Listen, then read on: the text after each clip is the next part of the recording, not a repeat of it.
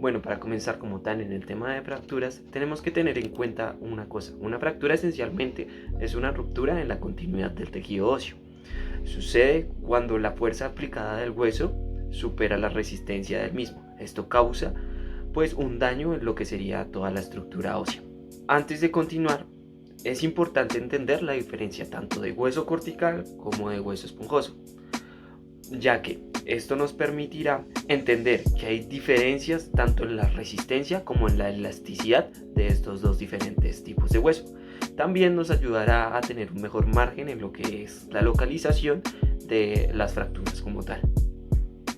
Bueno, a manera general, el hueso cortical está ubicado en el centro de lo que es el hueso. Este es más denso y más consistente, más resistente, al contrario del esponjoso, que se encuentra en los extremos y es más poroso y también más flexible. Aquí editando me di cuenta que cometí un error, ya que pues el hueso cortical en realidad está a los extremos del hueso y el hueso esponjoso está en el centro. Entonces ahí está la aclaración. Las características diferenciales entre estos dos tipos de hueso es que el hueso cortical está compuesto por ostionas. Estas se organizan en laminillas, lo que permite una mejor respuesta a las cargas mecánicas, mientras que el hueso esponjoso está organizado por trabéculas y no está compuesto por ostionas. Pero esto no es todo. La superficie del hueso cortical está cubierta por osteoblastos y osteoclastos. Los espacios entre las trabéculas están ocupados por lagos vasculares y grasa.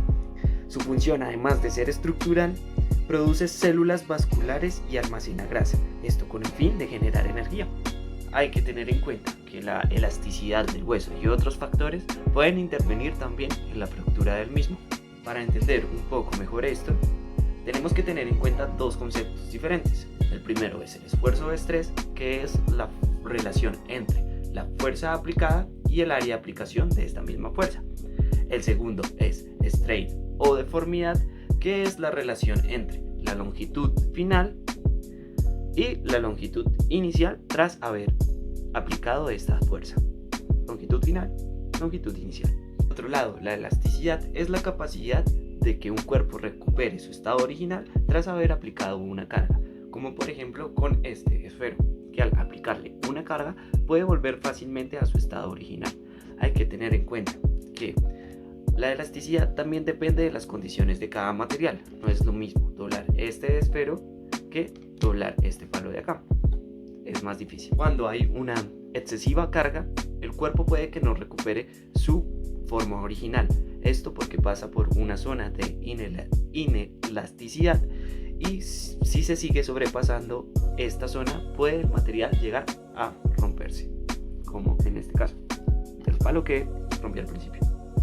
Ya teniendo en cuenta lo anteriormente dicho, ya podemos hablar de los mecanismos de fractura según la aplicación de la fuerza, que este se divide en varios. Primero está la tracción, la compresión, la flexión, la torsión y la cizalla. Primero tenemos tracción. La tracción ocurre cuando dos trozos del hueso están sometidos pues a la tracción, que son como que dos partes se jalen. Esto está más relacionado a los deportistas, ya que sus músculos generan un mayor porcentaje de fuerza, lo que hace que haya un desprendimiento de lo que es el hueso. En este caso, el hueso se rompe pues transversalmente. Es como si cogiera esto y lo partiera por la mitad. Compresión es menos común en la diáfisis o en también llamado hueso cortical que en el hueso esponjoso o en la epífisis, ya que pues el hueso cortical tiene, como ya lo habíamos mencionado anteriormente, una mayor resistencia. La fuerza de compresión puede resultar en un trazo oblicuo en la fractura. ¿Qué es la compresión? Es cuando la fuerza viene de dos extremos, como por ejemplo, si pusiera este esfero, le doy fuerza, la estoy comprimiendo. Esta es la fuerza de compresión. También en la imagen, como se puede ver al lado derecho o izquierdo, no sé, esta es la fuerza de compresión. Flexión es el mecanismo más común de fractura en los huesos largos. La fuerza actúa perpendicularmente al eje mayor del hueso, desplazándolo y curvándolo. ¿Cómo sería? Sería si una fuerza está el hueso aquí largo y una fuerza pasará por acá, así. Esto puede resultar en un trazo único o dividirse en 3 trazos, lo que deja un fragmento triangular en la concavidad, conocido también como fractura de ala de mariposa. Por último, tenemos la fuerza de cizallamiento, que ocurre cuando 2 zonas vecinas del hueso son sometidas a fuerzas en la misma dirección pero en un sentido opuesto, lo que somete a las laminillas de la zona a un límite de tracción. Dependiendo de la energía cinética liberada, puede resultar en una fractura simple o también puede resultar en una fractura compleja, que puede indicar que tenga desgarros en los diferentes tejidos vecinos, como puede ser el músculo y la piel. La calidad ósea también infiere en lo que va a hacer que seamos más propensos a tener fracturas o no. Para esto hay unos factores generales que nos permiten saber en qué debemos cuidarnos para no ser más propensos a tener estas fracturas óseas.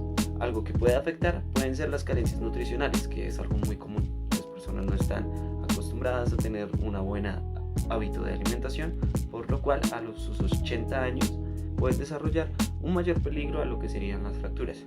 También tenemos las personas alcohólicas, que pues el alcoholismo también viene relacionado a diferentes enfermedades que también afectan a los huesos. Tenemos la radiación cuando la dosis supera los 5000 rads.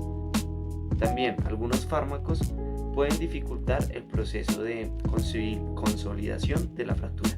Algunos de ellos los puedo dejar por aquí. El tabaco también puede influir de mala manera en lo que sería ser más propenso o no a tener una fractura. También pueden ser factores locales, que son más que todo derivados de algunas enfermedades. También puede ser por defecto, que puede que tengamos alguna deformidad que ya viene congénita en nuestro cuerpo, por lo cual no puede haber una corrección ahí. También por exceso, que esto puede derivar en una osteopetrosis, que son muy frecuentes y hace que el hueso sea más frágil y menos resistente, porque pues se vuelve menos flexible.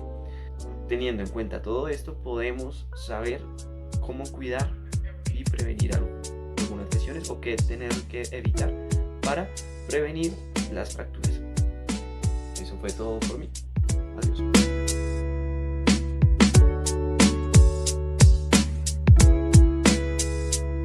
Bueno, para el siguiente subtema que les vamos a hablar, hablaremos sobre la clasificación de las fracturas según la energía. Entonces, pues está compuesta por los siguientes traumatismos. Entonces, el primero de ellos es el traumatismo de alta energía. Entonces, más que todo consiste pues en accidentes de tráfico y pues ya si la persona sufre caídas y demás. Esto que conlleva o que podría producir fracturas con minuto, que obviamente esto va haciendo referencia a que el daño pues va a ser grave. El hueso pues obviamente se va a ir en 2 o más fragmentos y pues también pues se va a acompañar de la lesión en las partes blandas. Como tal, el segundo es el traumatismo de baja energía. Entonces pues más que todo consiste que pues ya que haya una fractura en el hueso esponjoso, pero entonces la densidad de va a ser algo baja, ya que pues la caída se genera ya con el propio cuerpo de la persona. Esto que podría como podría afectar al hueso osteoporótico, sí. Y pues esta fractura más que todo se da en las personas mayores de edad, donde pues estos pueden ser como influenciados por factores de alteraciones visuales, en la parte del equilibrio, y puede también que provoque algunas demencias, ¿sí? Y también en esta parte encontramos pues lesiones en la parte de la cadera, en la muñeca, en los hombros, en las rodillas, pero entonces estas son como más que todo frecuentes, ya que pues puede afectar la vida diaria y pues estas obviamente son más difíciles de prevenir. Bueno, acá vamos a hablar sobre la clasificación de las fracturas según la AO. La primera fractura es la fractura en la región epifisiaria o articular. Esta fractura ocurre en la articulación o cerca de ella. Un grave ejemplo que podemos ver en nuestras pantallas en las imágenes que nos muestran es la fractura del cuello femoral en una caída sobre la cadera. Esto se clasifica como fractura de cuello femoral. Bueno, la siguiente es la fractura en la región metafisiaria. Está ubicada entre el intermedio del hueso, entre la diáfisis y la epifasis. Un grave ejemplo que podemos ver en nuestra pantalla es la fractura de la tibia cerca de la rodilla por un golpe directo. Bueno, la siguiente es fractura diafisiaria. Se divide en fractura simple. Esta puede ser espirales, transversales o oblicuas, con los dos fragmentos en contacto a lo largo de la línea de la fractura. Un grave ejemplo que podemos ver en nuestras pantallas en las imágenes es la fractura espiral del fémur debido a un giro brusco que puede ocasionar esta fractura. Bueno, el siguiente ítem es fractura de trazo completo con dos fragmentos grandes que mantienen en contacto por un punto. Esto puede ser más inestable. Un grave ejemplo que podemos observar en nuestras pantallas es la fractura por fragmentos en las alas mariposa en la tibia debido a un accidente de tráfico. Bueno, la siguiente fractura es la fractura de varios fragmentos. Los fragmentos nunca están en contacto entre sí, pero siendo las más complejas e inestables. Bueno, el gran ejemplo que podemos ver las imágenes en nuestra pantalla es la fractura con múltiples fragmentos en el hueso debido a una caída desde la altura. Fractura vertebrales. Esta fractura se da debido a la eficiencia de nuestras vértebras de nuestra columna vertebral. Un gran ejemplo que podemos ver en nuestra pantalla, en las imágenes de nuestra pantalla, es la fractura vertebral con compresión debido a la osteoporosis. Bueno, la siguiente fractura es la fractura de la pelvis y del acetábulo. Incluyen fracturas en la región de la pelvis y el acetábulo de la cadera. Un gran ejemplo que podemos ver en las imágenes de nuestra pantalla es la fractura de la pelvis por un impacto directo en un accidente automovilístico. Fractura del trazo epifisiario y metafisiario involucrando la parte superior del hueso y puede ser incluyendo las fracturas a través del hueso esponjoso.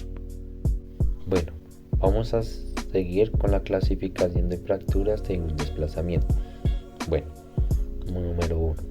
Fracturas incompletas o fisulares. No presentan desplazamiento significativo. El hueso está fracturado pero no se ha separado completamente en fragmentos. 2. Fracturas completas sin desplazamiento y en el periósteo intacto. La fractura está completa pero los fragmentos óseos permanecen alineados y no hay desplazamiento. El periósteo, la capa externa del hueso, no se ha roto. Fractura desplazadas con rotura de periósteo. En esta fractura los fragmentos óseos se han desplazado y el periósteo se ha roto. Hay una interrupción completa de la continuación y del hueso y de los fragmentos no están alineados. Más adelante podemos ver en nuestra pantalla diferentes imágenes y vamos a ver diferentes desplazamientos que ya voy a nombrar a continuación. Bueno, según la fractura desplazada con ruptura tiene diferente ítem, como voy a nombrar. El primero es desplazamiento lateral o traslación. Los fragmentos óseos están desplazados en un plano lateral, es decir, está ubicado en diferentes planos sagittales. Esto puede ocurrir debido al traumatismo directo o a la rótula ósea en sí misma.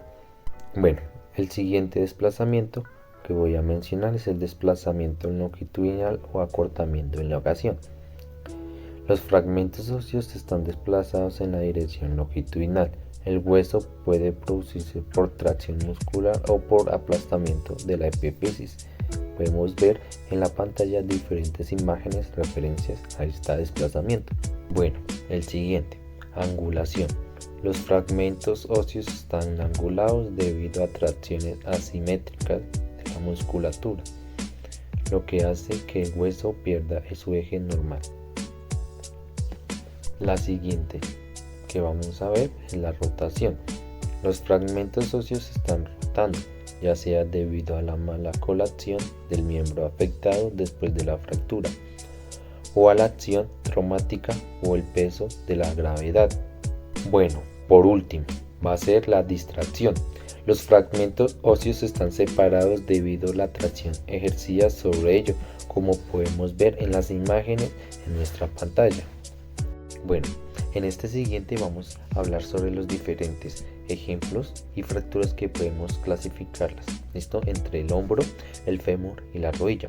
Como primer ítem podemos ver el hombro, que es la extremidad proximal del hueso, que podemos ver la fractura del cuello quirúrgico, que es fractura del cuello anatómico. Bueno, estas fracturas ocurren en la parte más estrecha del húmero, junto y debajo de la cabeza humeral.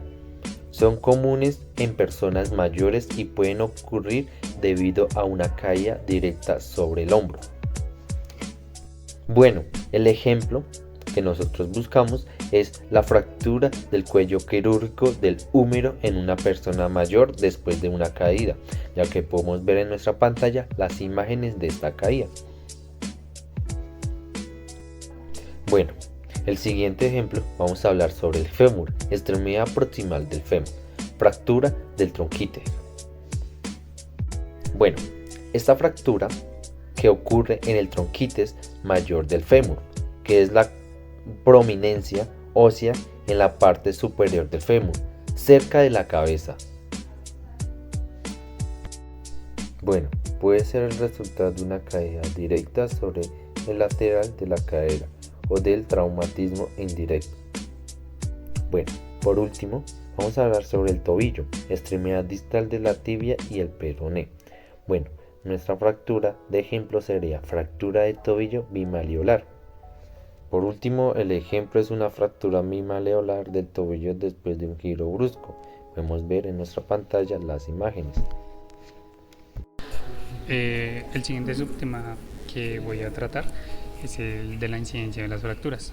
Entonces, pues más que todo en esta parte, el sexo y la edad de las personas determinan la diferencia que va a haber entre la prevalencia de las fracturas. Entonces, pues esto hace más que todo referencia a que los individuos presentan como que una característica común, ¿sí? Bueno, como tal en la parte de las mujeres, la fractura de escápula, la de la parte de la radiodistal y la diáfisis tibial, son como las más, las menos importantes en las mujeres jóvenes. Pero de igual manera se pueden ir incrementando con la menopausia. ¿Esto por qué? Porque pues se da más que todo por la osteoporosis que presentan ellas. En los hombres es algo así como muy contrario, ya que pues estas fracturas son muy frecuentes, más que todo en los varones jóvenes. Y por último, para terminar, pues existen otras fracturas que son un poco frecuentes en la edad media,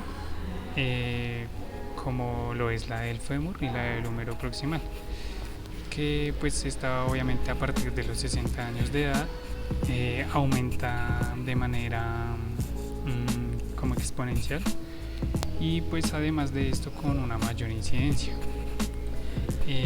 Pues en las mujeres, pues debido a la osteoporosis se da, ya que pues como ellas presentan a veces niveles bajos de hormonas, entonces esto que hace que los huesos se debiliten, y pues es donde comienza también a aparecer la disminución de los niveles de estrógeno.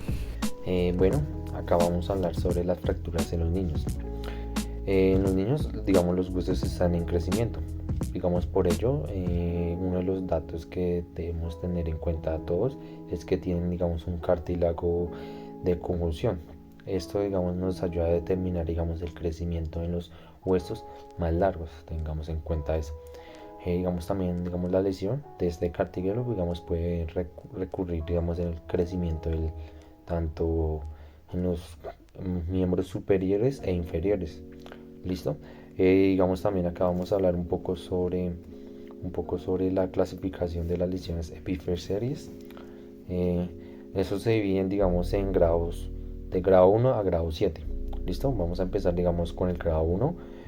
La fractura atraviesa, digamos, una fractura atraviesa la epifasis, solo atravesándola, digamos, desde la zona grande, condrocitos, que son los condrocitos, digamos, desplazándose la epifasis completamente, pero solo ella, la epifasis solo es la que se va a completarse y desplazarse junta. ¿Listo? En el grado 2 es muy parecida, digamos, que empieza como en el grado 1, pero en un momento determinado la fractura sea metafisiaria y se lleva un triángulo de metáfisis. ¿Listo? Ya hablando en el grado 3, a partir de él se afecta, digamos, la capa germinal. También, digamos, se afecta, digamos, por tanto el crecimiento del hueso. Hay una fractura que atraviesa la articulación. El siguiente es el grado 4, digamos, la lesión empieza en el cartílago iliano y se lleva en un fragmento epifisiario, metafisiario. En el grado 5, ya vamos en el grado 5, por una obtusión se aplasta el cartílago de conjunto impidiendo el crecimiento del hueso. En el grado 6, digamos, se produce un arrancamiento ligamentoso y afecta tanto la epifasis como el fisis y el metafisis. ¿Listo? Y por último vamos a hablar sobre el grado 7, amputación parcial de la fractura abierta. Como si ya es una fractura abierta, ya pues que no se puede hacer nada, ya pues lo último que debemos de recurrir es la amputación. Y ya. Bueno, en el siguiente subtema voy a complementar la parte clínica de la fractura en los niños. Entonces, como tal, estas pues se producen por traumatismos frecuentes por la actividad que tienen los niños. Entonces, obviamente en esta parte tenemos que pensar qué posibilidad hay de que pues algún niño sea maltratado.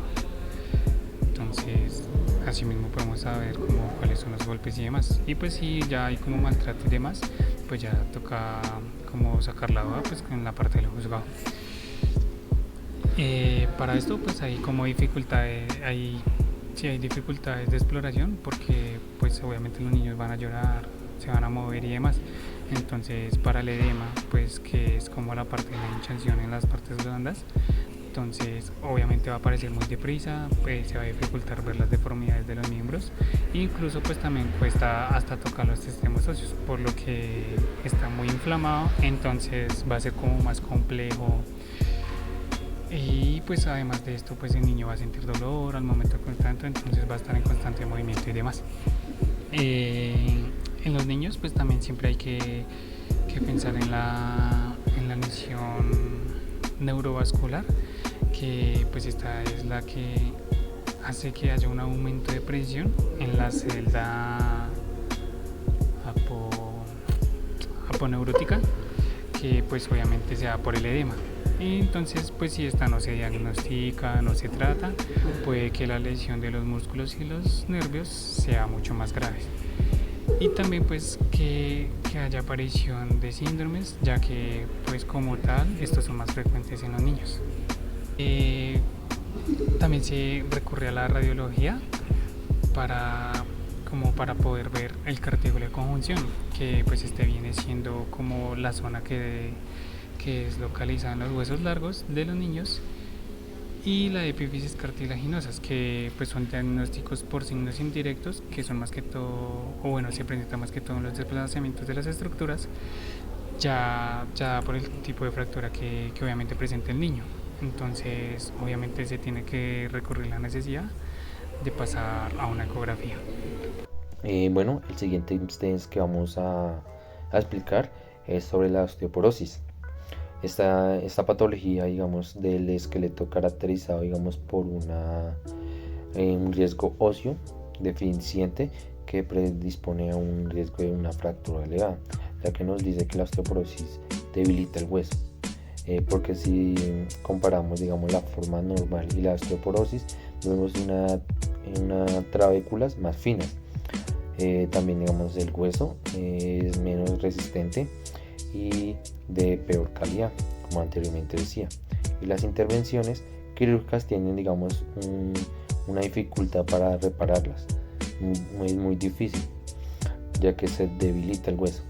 La osteoporosis es considerada de las enfermedades metabólicas óseas más frecuentes, también cuyo importante aumentar, digamos, con el envejecimiento de la población.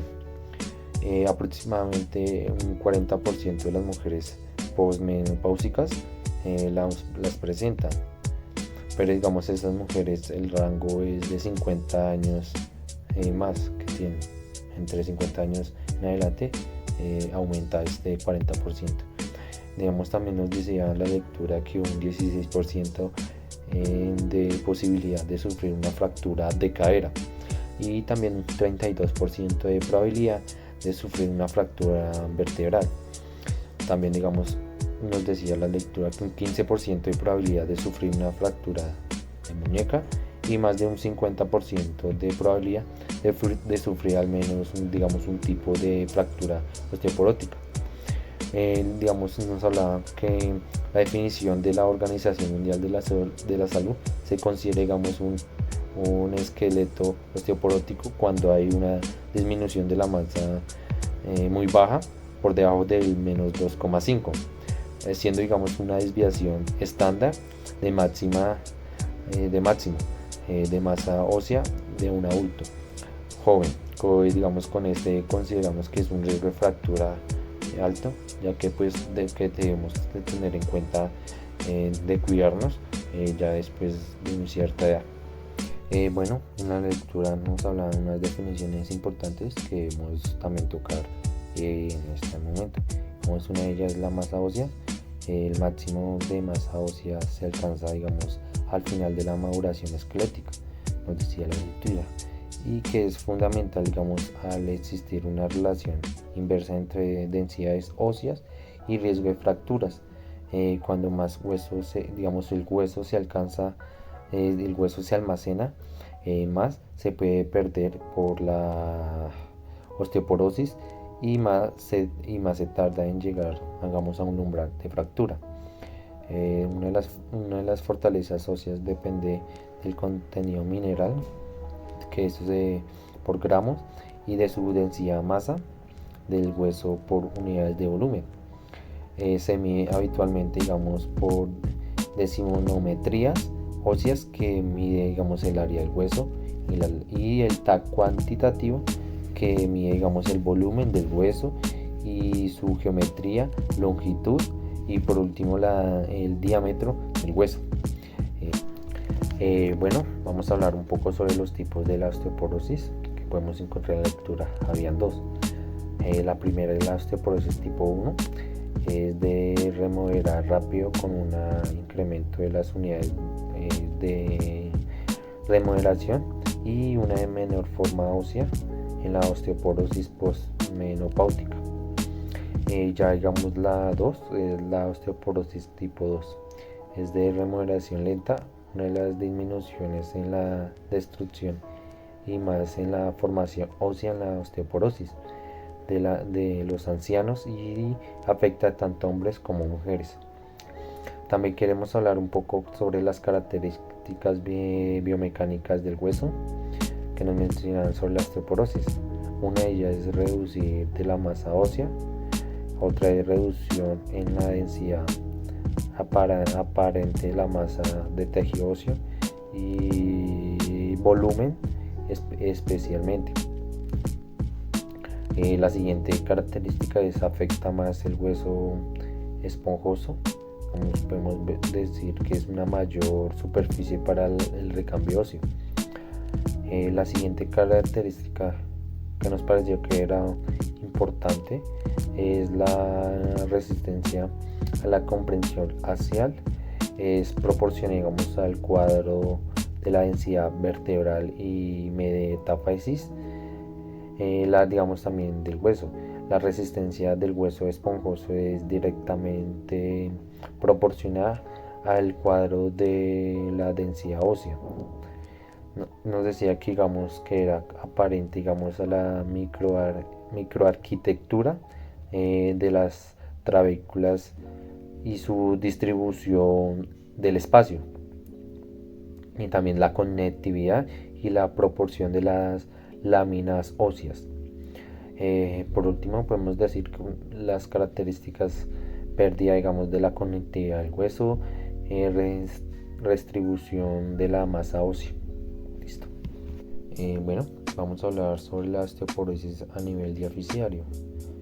Esto también nos dice que son las corticales, adelgazan, digamos, por reabsorción endostal. Las osteonas regeneran, digamos, estas menor calcificaciones tanto más tiempo en maduración y son sustituidas en parte por el hueso presiforme.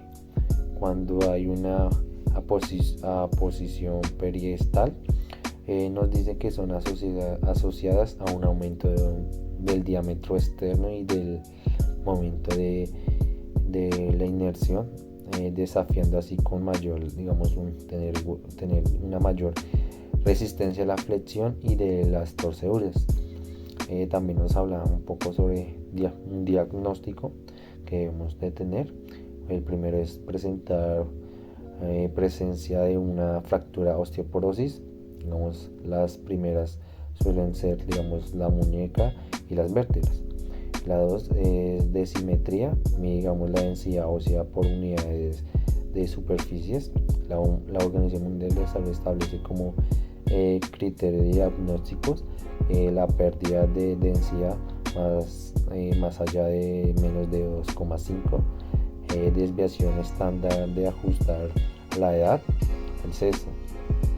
Que debemos de tener en cuenta, digamos, dolor, deformación, impacto psicológico y disminución de las capacidades físicas. Vamos a hablar por último la determinación de riesgo de las fracturas de la osteoporosis. Se hace a través de la FLAT, que es el programa informativo que desarrolló la Organización Mundial de la Salud. Eso tengamos en cuenta que es con relación al país, la edad y el sexo. Tiene, digamos, unas variables, que es la primera, digamos, el peso, la altura, el índice de masa corporal. El número es la fractura previa después de los 50 años. El tercero es historia de la familia, digamos, de la familia de fracturas de cadera, si no es regenerativa y eso. La 4 es si son fumadores, bebedores, cuántas unidades al día. La otra es ingesta de la corticoides, que se debe tener en cuenta también acá. El siguiente, pues, subtema que voy a tratar es el de fracturas por sobrecarga. Entonces, en como primera parte, pues se van a diferenciar por dos formas. Entonces, la primera que vamos a encontrar son las fracturas por fatiga. Entonces, esta más que todo aparecen en huesos de estructura normal, que pues obviamente son sometidos a traumatismos o a esfuerzos repetidos que terminan rompiendo el hueso, pues ya más que todo por la fatiga del material. Es decir, si de pronto estamos haciendo mucha repetición con mancuernas para trabajar bíceps, si ya es muy repetitivo, es cuando ya pueden como aparecer las fracturas y demás. Esto también también son muy frecuentes estas rompidas de huesos, estos rompimientos de huesos en los deportistas, pero en las fracturas del segundo metatarsiano, entonces que va en la parte del pie.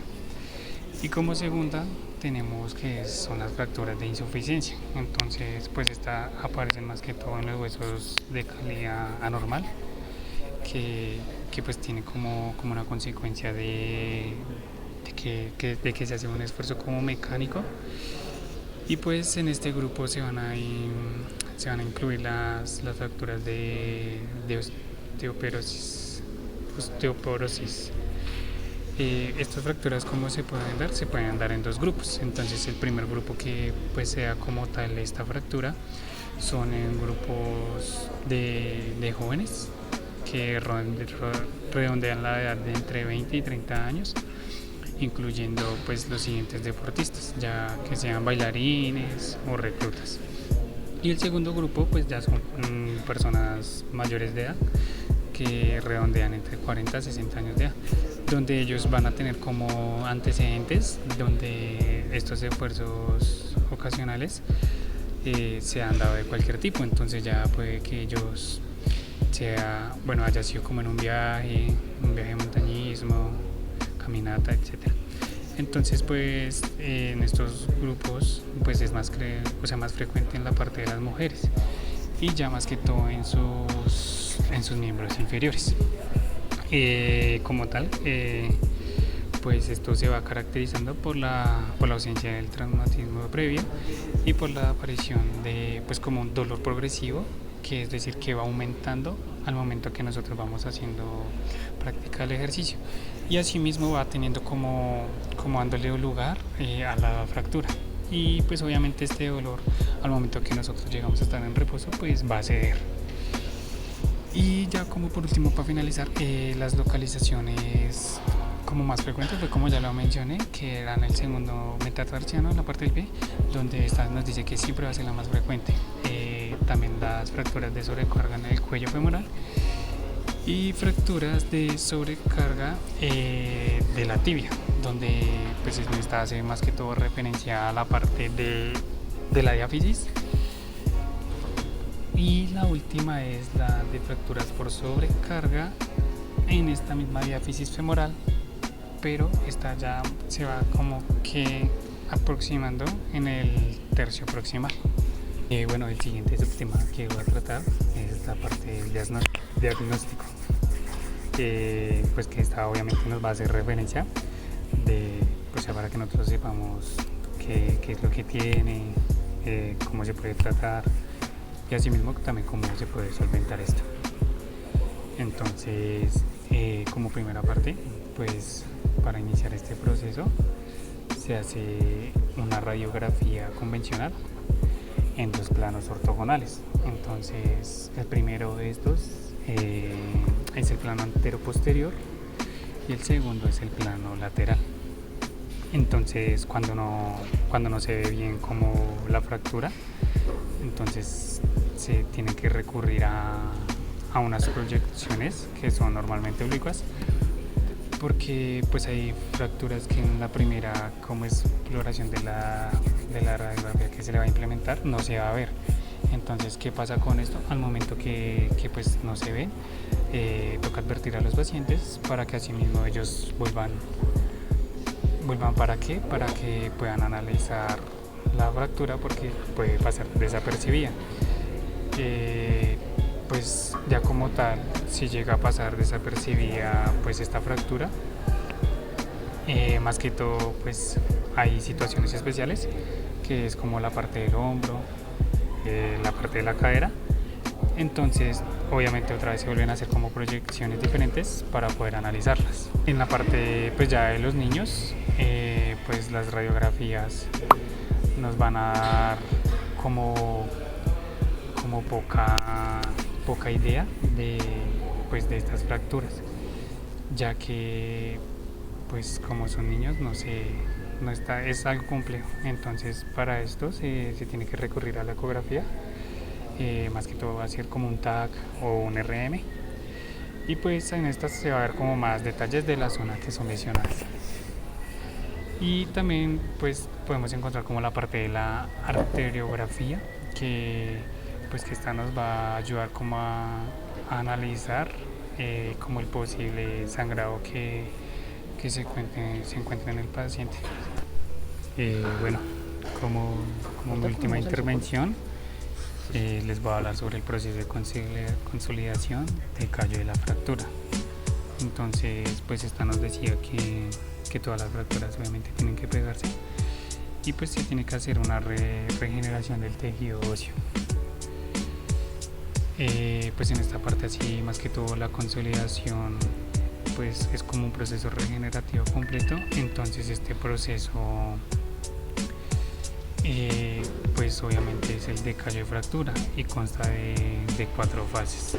Entonces, como primera fase vamos a encontrar que es la de un hematoma diáfisis y que sea pues del canal medular, donde pues esto hará que ocurra que exista como una hemorragia. Entonces el hematoma, por lo cual pues en la lesión de los osteófitos van a desencadenar así como tal reacciones inflamatorias que pasarán por fase de proliferación celular y otra de una diferenciación celular, donde así como tal nos van a dar como lugar a una fase de consolidación y de fractura, donde también pues como la osificación ayudará como a remodelar el callo de la fractura. Entonces, como tal, voy a explicar fase por fase. Entonces, la primera que encontramos es la del hematoma, la que le mencioné al principio, donde esta pues nos dice que se va a producir como una rotura de los vasos endomedulares, así como de los capilares intraóseos. También acá aparecen obviamente los periostales, que hace referencia a las partes blandas, y pues ya mencionando todo esto pues hace que se forme un hematoma que englobe como tal la fractura y pues la parte de su canal medular. Bueno, para continuar, como segunda fase tenemos la fase inflamatoria, que pues en esta hay como una interrupción vascular, donde va a producir hipoxia, que pues obviamente esto va a hacer referencia a que hay falta de oxígeno, mientras que la destrucción celular estaba como a desencadenar una respuesta obviamente inflamatoria con un máximo de 24 horas, es decir, un día completo, hasta el 7º día. Entonces en esta parte va a aparecer como secreción de moléculas proinflamatorias, que como tal estas vienen siendo fundamentales para la regeneración tisular, donde asimismo esta va como a reclutar o a llamar así más células inflamatorias. En la parte de la proliferación celular, entonces el factor SDF1, que viene siendo el factor derivado de las células del estroma, y como tal su receptor CXCR4 forman como tal un eje que es más que todo como regulador al reclutamiento de la CMP, y también van a hacer como una controlación para la migración para su migración hacia la parte del callo de la fractura, donde en esta se va a localizar el periocito en los extremos de la fractura, y obviamente nos va a favorecer mucho la formación del callo cartilaginoso. Como última parte de esta fase, la diferenciación celular, pues en esta las zonas de reposo, o sea, son parte mecánica, hay como una buena vascularización periostal, y pues la masa de las células obviamente se va a diferenciar del hueso plexiforme, que ya lo expliqué antes qué significaba, que es obviamente como un hueso primario o un hueso inmaduro. Entonces el cartílago avascular obviamente no tiene capacidad para regenerarse solo, entonces su gran como volumen va a aumentar, y pues su presión así hidroelástica va a hacer que la raíz del callo actúe, y pues a partir de esto va a haber como una estabilidad suficiente para comenzar su osificación, es decir que se inicie el nuevo proceso que se va a dar a través de las células. Bueno, como tercera fase tenemos la fase de la consolidación y la de la osificación. Entonces en esta pues se va a producir así como tal un aumento de la rigidez del callo que hace como que exista una proliferación del hueso plexiforme en las zonas alejadas de la fractura. Y pues también va a aparecer como así como tal una invasión del cartílago por los capilares y la osificación del mismo con el cartílago del crecimiento. Bueno, en esta parte como tal los condrocitos hipertróficos se van a asociar a la calcificación del cartílago. Entonces esto hace que se active una cascada de factores, el factor IL-1, el factor TNFA, que van a activar al factor estimulador de las colonias de los macrófagos. Entonces esto hace que también el receptor del RAN, entonces hace que haya como una osteoprotegerina, que esta como tal es la que inicia la absorción del cartílago, y el factor TNFA. Este también va a hacer que como se produzca una apoptosis de los condrocitos, y pues como tal en esta fase también vamos a ver que haya una invasión así como, por decirlo así, vascular, y haya una osificación del callo como tal. Y bueno, ya por último, que es la cuarta fase, que está haciendo referencia a lo remodelado. Entonces, como vine explicando ahorita en la anterior fase, que tras esta fase se va a formar como un hueco plexiforme donde estará la fractura como más consolidada, ¿sí? Entonces en esta parte de la fase 4 ya no va a haber como tejido fibroso, sino que ya va a ser más que todo de la parte ósea. ¿Esto por qué? Pues porque ya pues a partir de esta fase de consolidación ósea se va a producir como tal una remodelación o una transformación pues desde el hueso. Obviamente hago referencia al hueso plexiforme y al hueso cortical adulto. Entonces como tal en esta fase de remodelación se produce el hueso plexiforme, y esto hace que él como tal la absorba y penetre un frente vascular, que obviamente este se va a dar gracias a los osteoclastos que irán comiendo como tal este hueso plexiforme, y la parte capilar esta se da más que todo por los osteoblastos, que esto como tal nos va a ayudar a producir un nuevo hueso. A partir de la fase del hueso trabecular, pues obviamente se va a formar el hueso cortical. Entonces la fase de remodelado de la parte ósea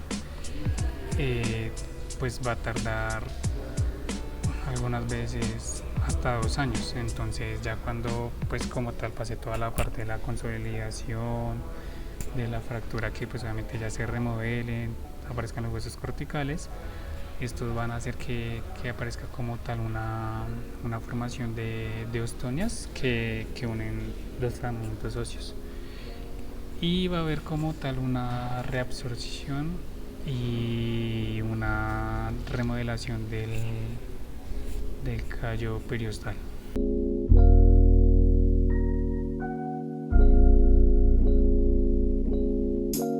Bueno, ya vamos con el apartado de conclusiones, terminando el video. Como primera conclusión, encontramos que la comprensión de los diferentes tipos de huesos, ya sea cortical o esponjoso, es crucial para entender cómo se comportan durante una fractura. Esto pues puede influir en el enfoque del tratamiento o pronóstico que se le puede dar a la persona afectada. Segunda conclusión, tenemos que el conocimiento de los diversos mecanismos de fractura, también como de los factores que afectan a la calidad ósea, no solo son importantes para los profesionales de la salud, sino para las personas a la hora de anticipar cualquier gravedad que pueda influir en lo que sería algún tipo de fractura. A manera de conclusión, podemos decir que pues las fracturas se pueden clasificar según la energía del traumatismo. Obviamente estas pueden ser de altas energías, de bajas energías, que obviamente van a ir relacionadas con accidentes graves y lesiones en las partes blandas como se menciona en el video. Ya más que todo en esto, la parte de las fracturas bajas son más que todo en ancianos debido a, pues, a caídas cíclicas, ya más que todo por el mismo peso de ellos, o sea, por el propio peso. En la parte de la incidencia y la localización podemos decir que las fracturas varían según el sexo y la edad, y pues obviamente van a como a existir, por decirlo así, unas diferencias significativas entre los hombres y las mujeres. También encontrábamos que pues además de esto hay fracturas por sobrecarga, que estas obviamente se van a ir dividiendo en dos formas y obviamente van a afectar principalmente a los deportistas y a las personas mayores de edad. Y como por último, en la parte pues así del diagnóstico, obviamente este se va a realizar principalmente el tema de las radiografías, aunque en los niños, pues como se mencionó, puede requerirse otras técnicas, como lo puede ser una ecografía, un TAC o el RM, ¿sí? ¿Esto por qué? Porque pues obviamente es muy complejo poder visualizar las fracturas que van a tener los niños, y obviamente estas pueden ser convencionales o no. Bueno, como conclusión de las clasificaciones de las fracturas que anteriormente expuse, digamos, para mi conclusión personal, la exposición detallada sobre estas clasificaciones de fracturas óseas subraya la importancia crucial de una atención temprana y, digamos, un tratamiento adecuado que se deba tener en la gestión de estas lesiones. También debemos de recalcar que la diversidad de las clasificaciones de lesiones, especialmente para las fracturas en las extremidades proximales, como las que anteriormente puse ejemplo, que era el hombro, el fémur y el tobillo, resaltan la complejidad inherente a cada caso y la necesidad de enfoque en el tratamiento individualizado, ¿no? Vamos en cuenta a eso. Además, se enfatiza la atención a los desplazamientos y las posibles complicaciones asociadas y riesgos que debemos tener también. También debemos de tener en cuenta la importancia de una evaluación minuciosa y un manejo oportuno para la prevenir, digamos, complicaciones a lo largo de la vida o largo plazo. En resumen, digamos, tengamos en cuenta que la atención temprana y el tratamiento adecuado no solo alivia, digamos, el dolor y promueve la curación, sino que también tengamos en cuenta son los fundamentales para prevenir consecuentemente las lesiones graves y mejorar los resultados del paciente. Tanto, digamos, no hacerles más difícil esta clasificación de fracturas, sino poderle ayudar a que se mejore. Listo. Bueno, como para concluir sobre este tema muy importante que era la osteoporosis, es una enfermedad que afecta la densidad y la calidad ósea, representando un desafío significativo para la salud, especialmente en mujeres posmenopáusicas con un riesgo elevado de fracturas graves como la de la cadera, las vértebras y las muñecas, anteriormente que expuse. Su detención temprano y tratamiento adecuado son esenciales para prevenir, digamos, complicaciones graves, como nos decía la Organización Mundial de la Salud, que era establecer claramente los parámetros para diagnóstico en estas condiciones, mientras que una de las herramientas más importantes que nos decía la lectura, que era el SPLASH, ayuda en la evaluación del riesgo de la fractura. Además, se enfatiza la importancia de la actividad física durante el crecimiento como medicina previa.